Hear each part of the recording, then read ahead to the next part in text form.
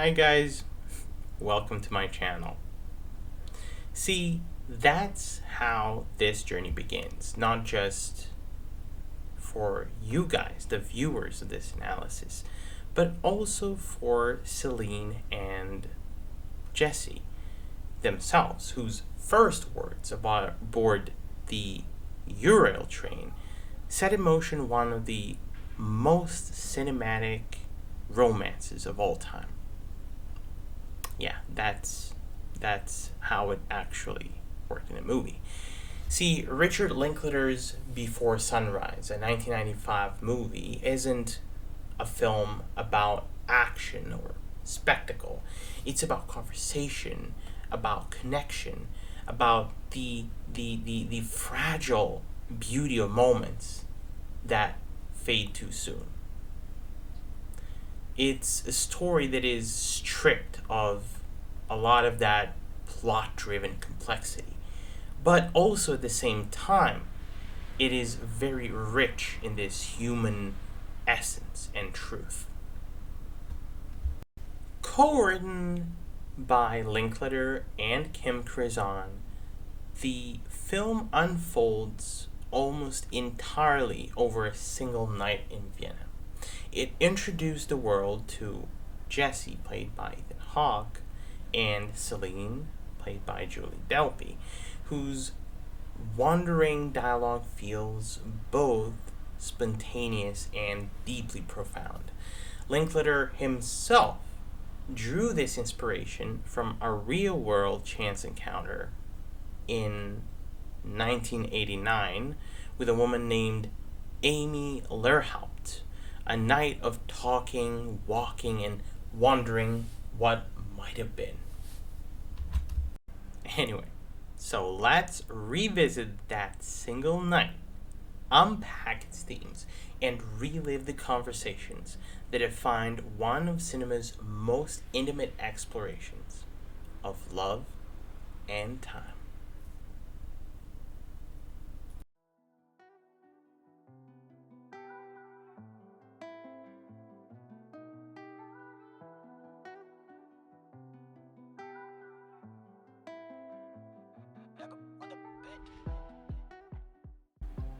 The story begins in motion, quite literally, aboard the train traveling from Budapest. Jesse, an American backpacker, is on his way to Vienna to catch a flight home. Céline, a French student, is returning to Paris after visiting her grandmother. A spark of conversation leads to an impulsive invitation. Jesse, with disarming sincerity and a hint of philosophical daring, asks Céline to get off the train with him, just to keep talking.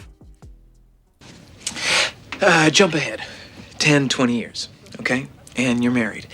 And only your marriage doesn't have that same energy that it used to have. So think of this as time travel from then to now. To find out what you're missing out on. See, what this really could be is a gigantic favor. Céline laughs, hesitates, then agrees.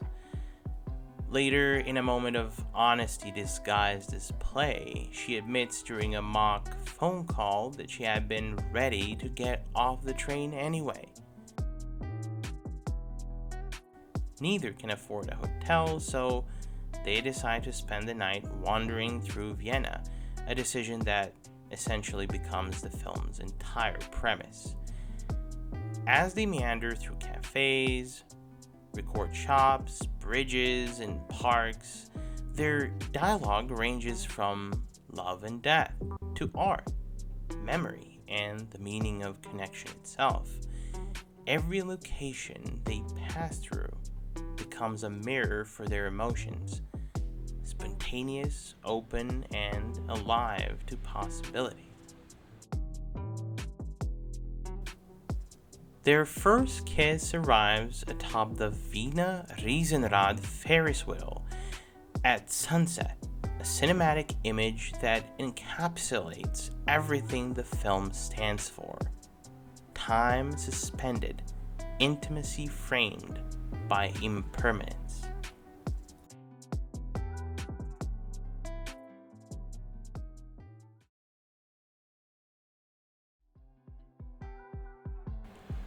What makes Before Sunrise so magnetic isn't just what Jesse and Céline do, but what they say, and how their words slowly strip away the layers of guarded selfhood.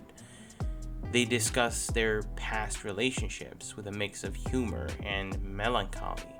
Céline admits her ex-boyfriend broke up with her because she loved him too much. Jesse, ever the cynic masking vulnerability, reveals that his cheap flight story was a lie. His trip through Europe was just an escape from a recent breakup and the dullness of his own life. They meet a street poet who, for a small coin and random word, a milkshake, writes them a poem titled Delusion Angel.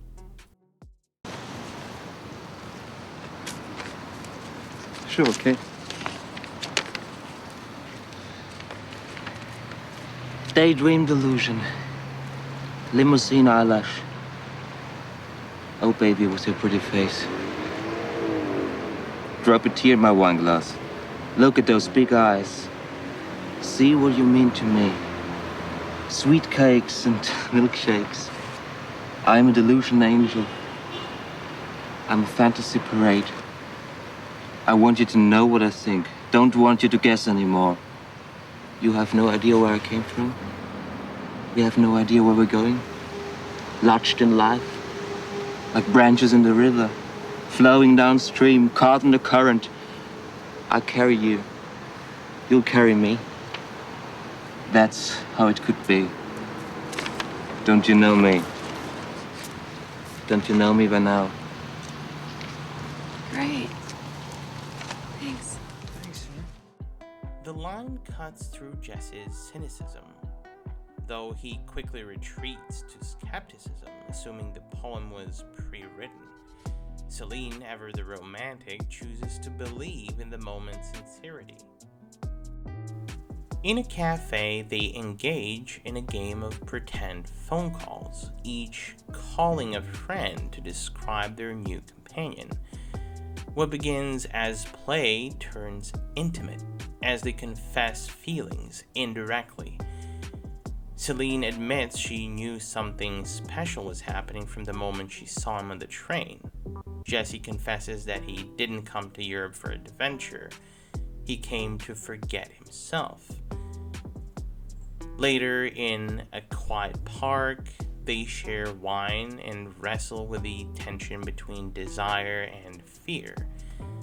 Céline worries that sleeping together might make her just another male fantasy, the French girl from a train.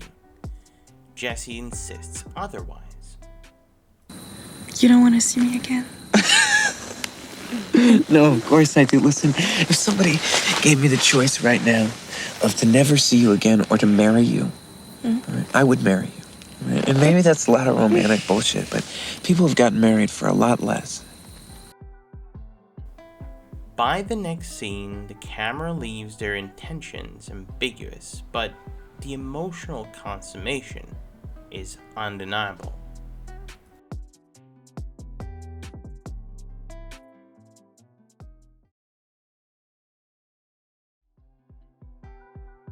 Before Sunrise is often labeled a romance, but beneath the surface, it's an existential meditation. Linklater and Céline use a love story to explore what it means to truly be present, to experience time, identity, and emotion, unfiltered by routine. The film's emotional gravity lies in its portrayal of two strangers discovering themselves through each other. Their night together becomes an escape from mortality, from linear time.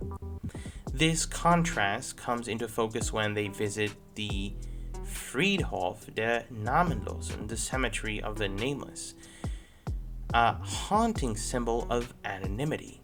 Surrounded by graves of forgotten souls, Jesse and Céline momentarily defy that fate by truly seeing one another. wild. I always think that I'm still this 13-year-old boy, just doesn't really know how to be an adult, pretending to live my life, taking notes for when I'll, really have to do it. Kind of like I'm in a dress rehearsal for a junior high play. In that moment, the act of being known, even briefly, becomes a form of transcendence. The conversations often orbit around the fear of illusion. Céline tells the story of a friend who spent her life idealizing a man she barely knew. Jesse calls it what it is, a romantic projection. I guarantee you it was better that way. If she'd ever got to know him, I'm sure he would have disappointed her eventually.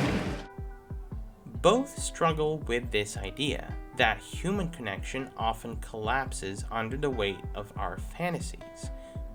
Their answer? To live fully within one night, free of projections, free of expectations. Well, all right. Let's do it. No delusions, no projections. We'll just make tonight great.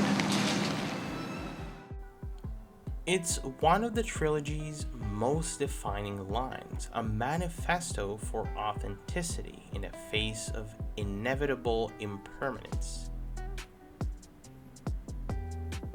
Time governs everything in Before Sunrise. Every laugh, touch, and revelation is tinged with the knowledge that the sun will rise soon. Céline even jokes that when it does, they'll turn into pumpkins. They refuse to exchange addresses or numbers. Instead, they seal a pact of pure romantic faith. 6 months from now, last night. Last night, 6 months from Okay. last night, which was June 16th. So, track 9, 6 months from now at 6 o'clock at night. December. December, yeah. Now listen, it's a train ride for you. I gotta fly all the way over here and shit like that, all right? But I'm gonna be here. Okay, me too. All right. It's irrational, youthful, and beautifully tragic, precisely why it endures.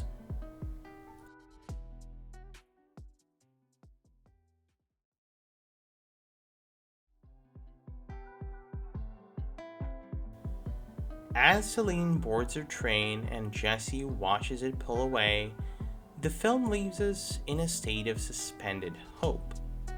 Did they meet again? Linklater and the actors once said they never doubted they did, but not knowing is the point. When Before Sunrise premiered, it received near universal acclaim, 100% rating on Rotten Tomatoes, hailed as one of the smartest and most honest portraits of modern love ever filmed. Critics called it unabashedly romantic, philosophical, and even the best romance of all time. And yet, the film's real triumph lies in its simplicity. 2 people, 1 night, infinite conversation. It's a reminder that some of the most meaningful adventures of our lives require nothing more than openness, time, and the courage to say yes.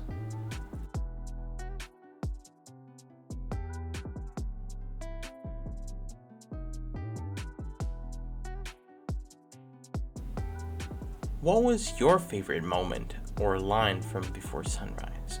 Share it in the comments, and don't forget to like and subscribe for part 2, our deep dive into the sequel, Before Sunset.